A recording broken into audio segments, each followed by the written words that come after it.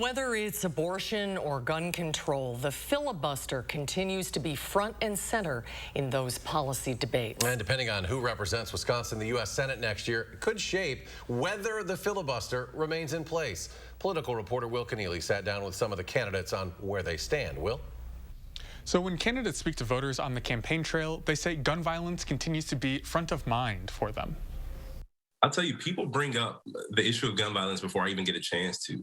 And that was even before yesterday's mass shooting in a Chicago suburb that has left at least 7 dead and 24 injured. People are operating with this sense of anxiety, with this feeling of hopelessness, this feeling of fear that they have just existing in their own communities.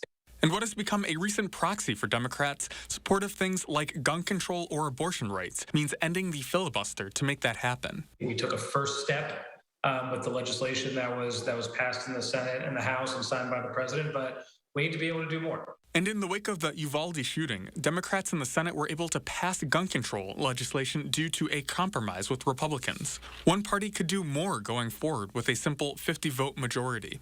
We need to be able to make sure that we're banning assault weapons. We need universal background checks. The margin is close right now. Only a handful of conservative Democrats are blocking the push to end the filibuster. Among the leading Democrats in the primary, all support ending the filibuster. If one of them replaces Ron Johnson this fall, it would get Democrats closer to eliminating the rule. Filibuster has held us back from so much progress. The will of the people is not being realized. When you're elected, you should be able to do the things that you were elected to do. When 80% of Wisconsinites want common sense gun safety legislation, we have an obligation to get that done in the U.S.